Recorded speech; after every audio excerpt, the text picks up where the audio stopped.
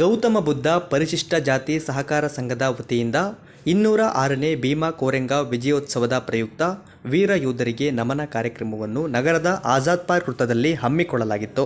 ಆಗಬೇಕು ಅಂತಂದ್ರೆ ಆ ಸಂವಿಧಾನದ ಇಡೀ ಅಂಶಗಳನ್ನ ಜಾರಿ ಮಾಡಲಿಕ್ಕೆ ನಾವೆಲ್ಲರೂ ಕೂಡ ಹೋರಾಟ ಮಾಡಬೇಕಾಗುತ್ತೆ.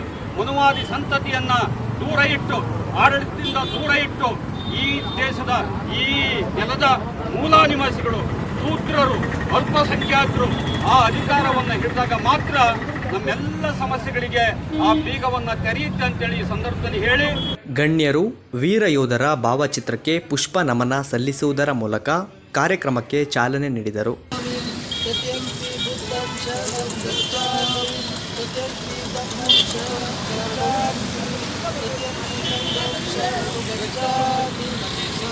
ಬಿಎಸ್ಪಿ ಜಿಲ್ಲಾಧ್ಯಕ್ಷರಾದ ಕೆಟಿ ರಾಧಾಕೃಷ್ಣ ಅವರು ಮಾತನಾಡಿ, 100 ವರ್ಷಗಳ ಹಿಂದೆ ಅಸ್ಪೃಶ್ಯರ ಹಕ್ಕು ಪಡೆಯಲು ಹೋರಾಡಿ ಹುತಾತ್ಮರಾದ ಮತ್ತು ಯುದ್ಧ ಗೆದ್ದ ನಮ್ಮ ಹಿರಿಯರಿಗೆ ಗೌರವ ಸಮರ್ಪಣೆ ಮಾಡಲು ಹೆಮ್ಮೆಯಿಂದ ಈ ಆಚರಣೆ ಮಾಡಲಾಗುತ್ತದೆ ಎಂದು ಹೇಳಿದ್ದಾರೆ.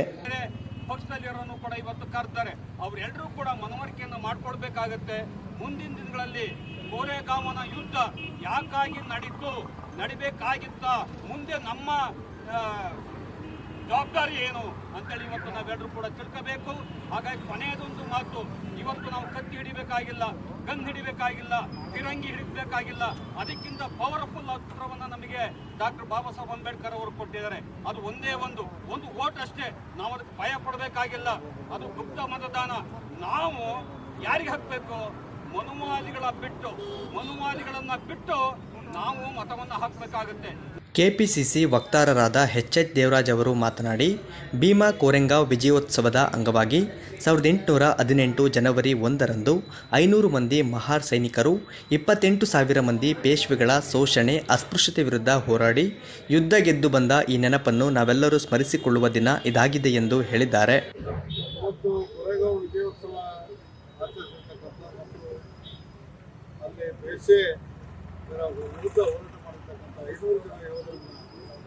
ನೆನೆಸ್ಕೊಂಡು ಈ ಕಾರ್ಯಕ್ರಮವನ್ನು ಮಾಡ್ತಾರೆ. ಅದರ ಮೂರ್ತಿಯವರು ಅಸ್ಪೃಶ್ಯತೆ ಇನ್ನೂ ಹೋಗಿಲ್ಲ, ಅಸ್ಪೃಶ್ಯತೆ ನಿವಾರಣೆ ಆಗಬೇಕು ಅಂತಕ್ಕಂಥ ಮಾತಾಡಿದರೆ ಅದನ್ನು ನಾನು ಸ್ವಾಗತ ಮಾಡ್ತೀನಿ. ಯಾಕೆಂತಂದರೆ ನಾನೀಗ ಹುಬ್ಬಳ್ಳಿ ನೋಡ್ತಾ ಬಂದೆ, ಎಲ್ಲರೂ ಇವತ್ತು ಹೊಸ ವರ್ಷದ ಸಂಭ್ರಮಾಚರಣೆಯಲ್ಲಿದ್ದರೆ ನಮ್ಮ ರೋಡ್ ಕ್ಲೀನ್ ಮಾಡ್ತಕ್ಕಂಥ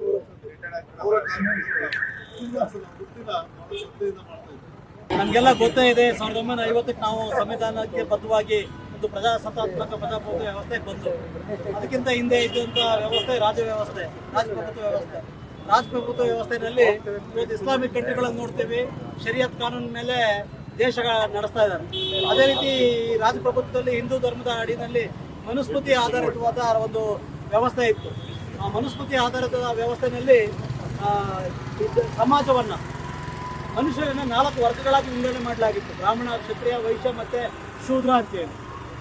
5ನೇ ವರ್ಗಕ್ಕೆ ಹಿಂದೂ ಧರ್ಮದಲ್ಲಿ ಅವಕಾಶ ಇರಲಿಲ್ಲ. ಅವ್ರನ್ನ ಪಂಚಮರು, ಚಾಂಡಾಲರು ಅಂತೇಳಿ ಅವ್ರನ್ನ ಹೊರಗಿಡ್ಲಾಗಿತ್ತು. ಅವರೇ ಅಸ್ಪೃಶ್ಯರು.